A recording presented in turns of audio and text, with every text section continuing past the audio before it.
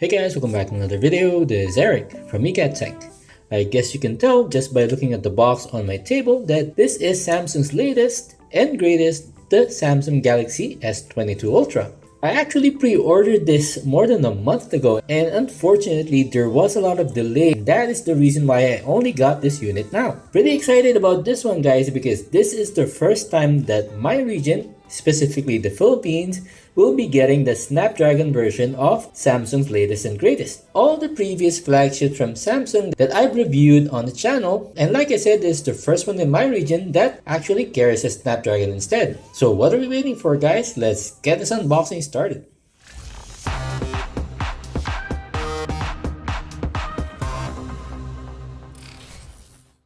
Alright, so I guess you can tell from the box that since it's so thin, they've actually stopped including chargers with their flagship phone. So they've followed suit with what Apple started. And I guess you can tell from the box right here that this is the green variant. You get S and 22 right there.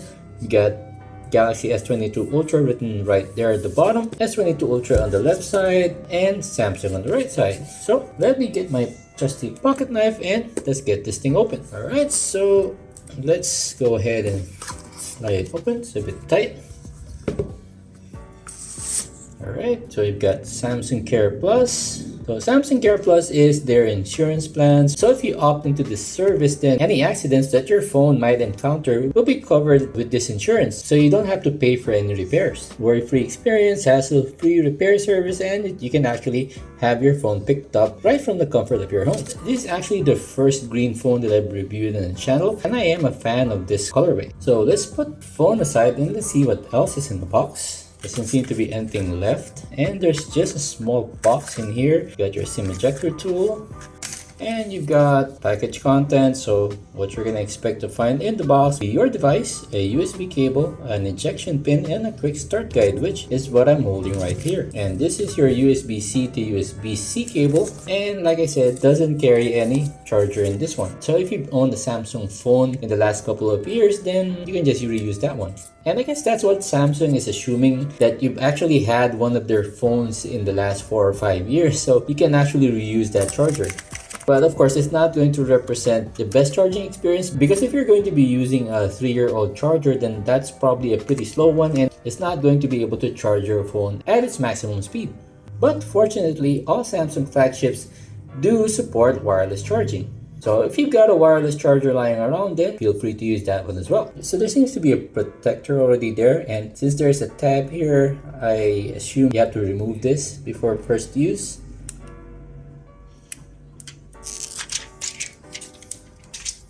So unfortunately for this year's model, guys, there doesn't seem to be any pre-installed film protector like they've done on previous S21 Ultra. I guess they're counting on the Gorilla Glass Victus that is on the display to protect that display from any scratches or cracks. So let's also remove the back.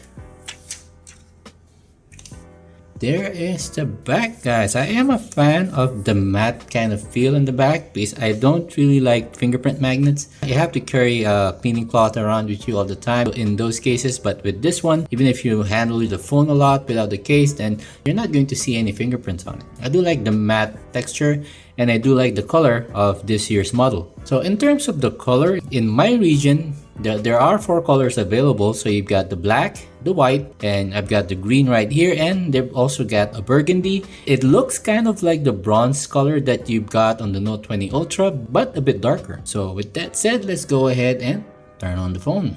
So while we're waiting for this to boot, guys, I've actually got my S21 Ultra here. So size-wise, they're pretty similar, guys. And to be honest, guys, one of the main reasons that I did go out of my way to get the S22 Ultra is because I am a fan of the Note lineup. But since Samsung didn't release any Note model last year, once I saw that the S22 Ultra carries on that Note legacy, I decided to go ahead and get one, and I'm going to be using this one personally. So the camera layout hasn't changed much. It's still the same. We've got 3 on the left and 2 on the right, but they removed this camera bump. So the camera layout is basically the same, except that there is no big camera bump containing the camera modules. To be honest guys, I actually like this camera layout better than the one on the S21 Ultra. So let me know in the comment section down below which camera layout you guys prefer. And in terms of build and design, so on the right side we've got the power button similar to the S21 Ultra and the volume rocker, so the volume up and down. And on the left side it's pretty much bare. On the top you've got your top mic, and at the bottom again another mic and your USB-C charging port. And in the case of the S22 Ultra you've got the S Pen. So I guess Samsung is not going to be continuing the Note lineup, and it's going to live on in the S lineup but under the Ultra name. So I predict that the next S series of phones, if it carries the Ultra name, then it's basically going to be your Note model. So of course, similar to all the Samsung flagships, they have their own custom wallpapers. So just by looking at the wallpaper, you know which Samsung phone you've got. So in this case, this is a S21 Ultra specific wallpaper, and in this case, this is an S22 Ultra specific wallpaper.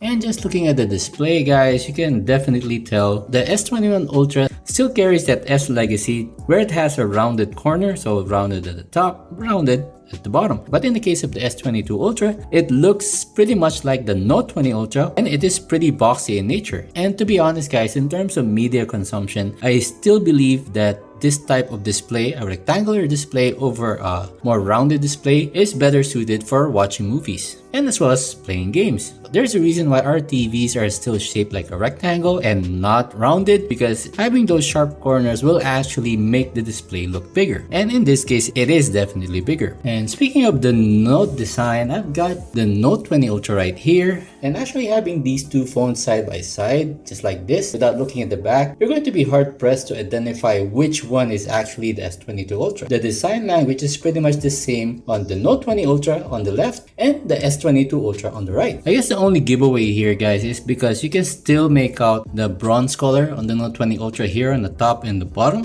while in this case, since it is the green color, there's a tint of green on the top and the bottom. But like I said, without looking at the bezels on the top and the bottom, you're going to be hard pressed to actually identify which of these is actually a non-Note phone, because this is the last legit Note phone that Samsung has released or manufactured, which is the Note 20 Ultra. This is the S22 Ultra and in no way carries the Note name. So pretty disappointed that this isn't a real Note phone, but happy nonetheless because this still carries all the Note features, it just changed the name. So it has all the Note goodness, but now it's going to continue to live under the S series of Samsung phones.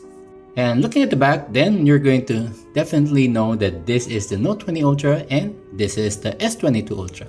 In terms of the camera bump, I actually am more of a fan of the Note 20 Ultra camera bump over the S21 Ultra. Because if I actually look at this one right here, it's just personal preference guys. So some of you might prefer the S21 Ultra camera bump over the S20 Ultra and some of you won't. But in my case, among these three phones, I actually like the camera setup on the S22 Ultra the best. So let me know in the comment section below which one you guys actually prefer. And even here, all the controls are on the right side. So you've got the power button, the volume rockers. The left side is pretty bare. It's exactly the same as the Note 20 Ultra. Your S Pen is on the left side and your USB-C charging port is there. But the only difference is you've got your SIM tray at the bottom on the S22 Ultra, and on the Note 20 Ultra, you've got it on the top. So before I do some tests on the phone, let's go ahead and discuss some of the specs. I'm pretty sure most of you are already aware what they are, but I'll run through it real quick. So the Samsung Galaxy S22 Ultra 5G has a 6.8-inch Super AMOLED display with a resolution of 1440 by 3088. In terms of the chipset, it does come in two variants as usual. So you've got the Snapdragon 8 Gen 1 chip, which I've got right here, and you've got the Exynos 2200, which some European regions will be getting. So pretty happy about my region finally getting a Snapdragon version. The only way I could get Snapdragon versions of previous Samsung flagships was I had to import them from Hong Kong or I had to import them from the USA.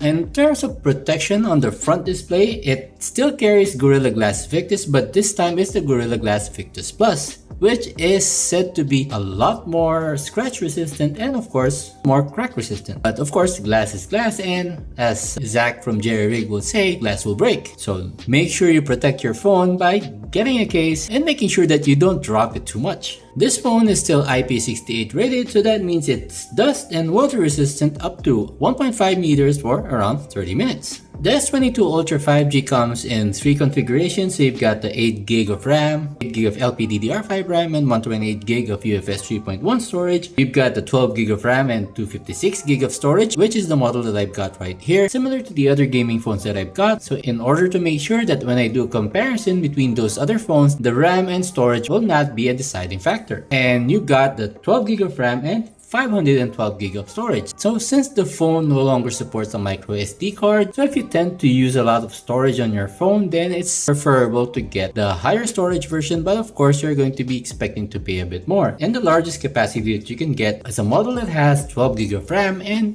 1TB of storage. So unlike some of the gaming phones that we've seen, some even carry as high as 16GB of RAM. But in the case of the Samsung S22 Ultra, the maximum RAM capacity is just 12GB. The S22 Ultra has a quad camera setup. It has a 108 megapixel primary, which is a wide shooter. It has a 10 megapixel 10x zoom telephoto lens, as well as a 10 megapixel 3x zoom telephoto lens. So it combines the best of both worlds. So if you like to zoom a lot, you can zoom up to 10 times without loss of detail, as well as zoom up to 3 times. And to round up that quad camera setup, you get a 12 megapixel ultra wide. And to make sure that autofocus is consistent, it uses a laser autofocus system similar to what you've got on the Note 20 Ultra and the S21 Ultra. The selfie camera, on the other hand, is a 40 megapixel shooter. And in terms of the sound and the speakers, this has a stereo setup, so you've got sound coming from the top and from the downward firing speaker, and as usual there is a lack of a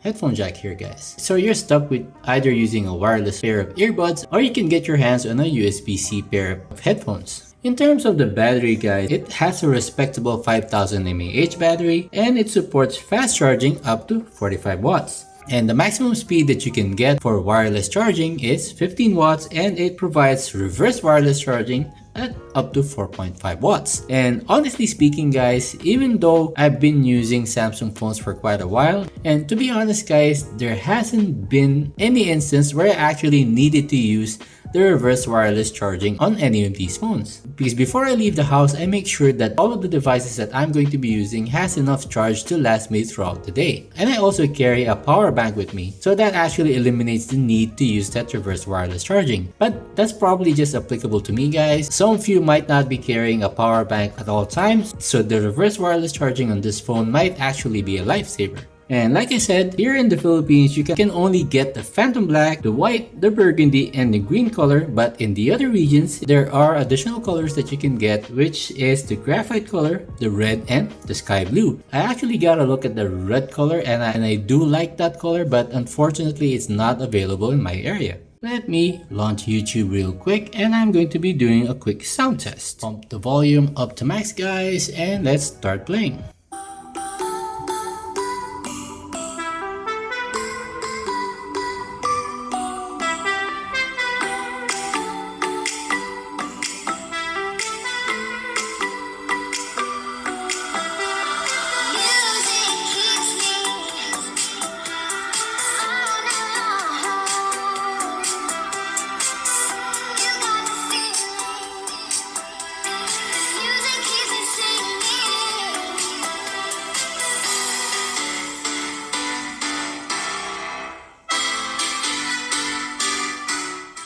So the speakers do sound pretty good, guys. It does get decently loud. I think the ROG Phone 5 still gets a bit louder and has a bit more bass. So in order to compare, so give me a second, guys. Let me get my ROG Phone 5 and we'll compare. Alright guys, so I've zoomed in a bit here. So I've got the S22 Ultra on the top right there and the ROG Phone 5 right here. So let me play the S22 Ultra first.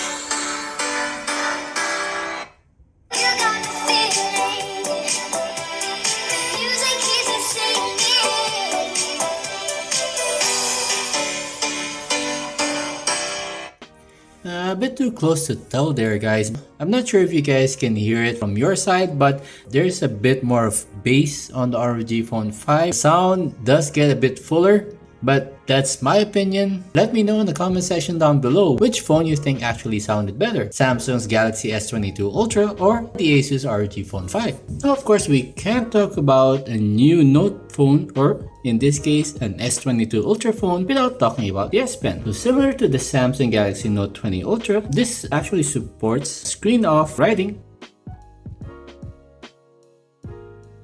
And good thing here is they actually reduced the latency of the S Pen by 70%. So on the Note 20 Ultra it was around 9 milliseconds, and this time around, if you compute that 70%, that makes the latency on the S Pen for the S22 Ultra around 2.8 milliseconds, which is actually almost instantaneous. So if you draw a line, it really does feel like you're writing pen on paper.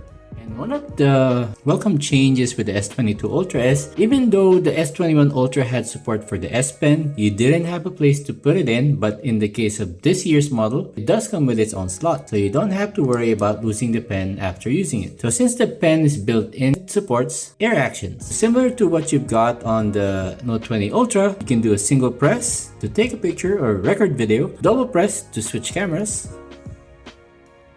That's the selfie. Go back. So now your air gestures are back without having to splurge for a separate S Pen like you had to do on the S21 Ultra. So I've got the S21 Ultra here. It does support the S Pen, but you actually had to go out and buy one of these. So one of the disadvantages of the S21 Ultra is it didn't have its own dedicated slot for the S Pen. You actually had to go and buy one of these cases. This is the official Samsung case, and it comes with the S Pen, and you actually had to put it on the side of the case, which did make the case a bit wider than the phone. Does take some getting used to, but after some time you'll probably not notice it at all. But another disadvantage is the pen doesn't support air gestures. So you can't control the camera with the regular S Pen that you get when you buy the silicone cover with the S Pen. So that's why I think, guys, that the S22 Ultra is the spiritual successor to the Note 20 Ultra. So it's not a direct upgrade from the S21 Ultra. The S21 Ultra is the last proper S-series phone, and the S22 Ultra is a hybrid S-series and Note series. So the Note 20 Ultra was the last proper Note phone. It does make sense that Samsung actually went ahead and did this, because you're actually dividing your sales in half, because some people might buy the S-series phone and some people might buy the Note. There aren't too many people that will be buying both. But this year, since they combined the Note and the S-series into one device, which is the S22 Ultra, there's actually less options for their consumers to choose from. And it's actually less confusing because they just have to go out and get the Ultra version and they're all set. So this has all the best features of the S lineup, as well as all the best features of the Note lineup. And of course, since the Galaxy S22 Ultra that I've got right here now carries a Snapdragon 8 Gen 1 chip, then I'm definitely expecting big performance out of this phone. So in order to do that test, I'm going to be doing a quick Antutu Benchmark test as well as a Geekbench 5 test. Let's check if there's any software update which will actually allow us to disable Samsung's game optimization service, because in this way you're actually going to be getting better performance. And there it is, guys. By performing this software update, your device will not limit the CPU and GPU performance during early stages of gameplay. So it does provide an alternate game performance management mode in the game booster, and it's going to allow you to bypass game optimizing service, or the GOS. So this phone is not going to dial down the performance in order to keep the temperatures down. Of course, by doing that, it's going to drastically increase the temperature that your phone will run during that game or during that benchmark. And then let me try to run a few quick benchmarks with the default game optimizing service, and on second instance by disabling that GOS.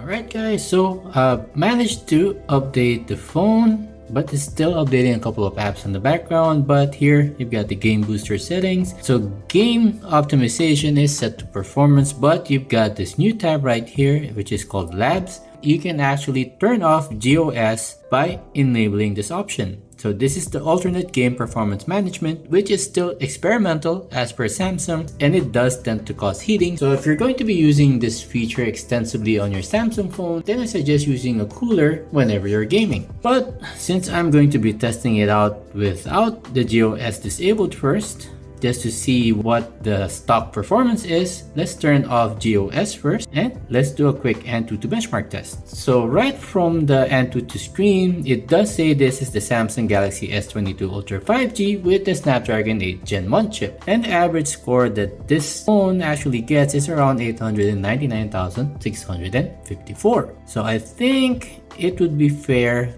to dial it down to 1080 because the other gaming phones has a maximum resolution of Full HD+. So if I'm going to be comparing it with those phones, I have to make sure that the conditions are the same. So starting the Antutu Benchmark version 9.3.4 on the Snapdragon 8 Gen 1 chip carrying S22 Ultra 5G in 3, 2, 1.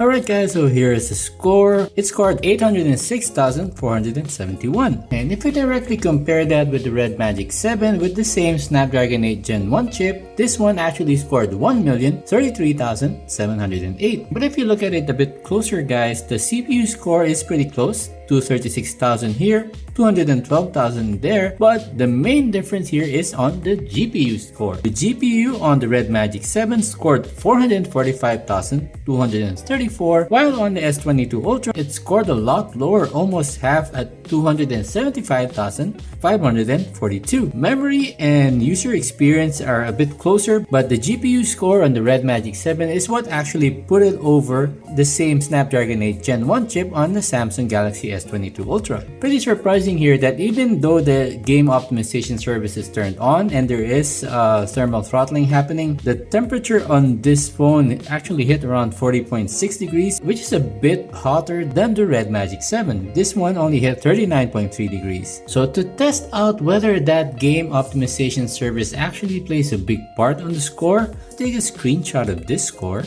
so we can refer back to it later. So let's go ahead and go to the game optimization service. I'm going to enable the alternate game performance management. Now, when that is turned on, you actually can't change any setting on the game optimization. It's basically turned off. So I'm not going to try to control the performance on any of the games that is running on your game launcher. This time on the second run, this is with GOS off. So starting the test in 3, 2, 1.